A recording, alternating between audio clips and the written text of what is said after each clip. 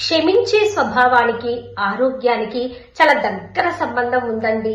క్షమించడం ద్వారా మన మనస్సు ఒత్తిడికి గురివ్వకుండా ప్రశాంతంగా ఉంటుందండి.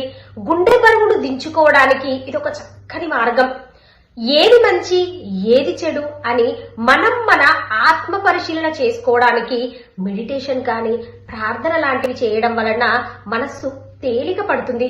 అలాగే మనస్సు కృతజ్ఞతతో నిండిపోయి కోపాలు ప్రతీకారాలు కరిగిపోయి అంతరంగం తేలిక పడుతుందండి. అదే మన్నించడం చేతకాని వాళ్లకు మనసులో బాధ సుడులు తిరుగుతూ హృదయానికి కలిగిన గాయం పదే పదే గుర్తుకు వచ్చి బాధను కలిగిస్తుందండి. ఆ బాధలకు కారణం చాలా వరకు అపోహలు అపార్థాలేనండి. క్షమించగలిగిన హృదయం స్వేచ్ఛగా ఉంటుంది. కృతజ్ఞత నిండిన హృదయం సంతృప్తిగా ఉంటుందండి. ప్రతీకార వాంఛతో రగిలే హృదయం మాత్రం తీవ్ర అశాంతి ఆందోళనకు నిలయంగా మారుతుంది.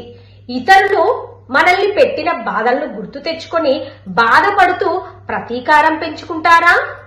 లేదంటే వారి పాపానికి వాళ్లను వదిలేసి వారు నిన్ను పెట్టిన బాధలను ఆ ప్రకృతికి వదిలేసి ప్రశాంతంగా సంతృప్తిగా జీవనం కొనసాగిస్తారా? మీరే నిర్ణయించుకోండి. ఈ విషయంపై మీ అమూల్యమైన అభిప్రాయాలను కామెంట్లో తెలపండి ఫ్రెండ్స్. అలాగే రీల్ నచ్చితే లైక్ చేయండి, పేజీని ఫాలో అవ్వండి ఫ్రెండ్స్.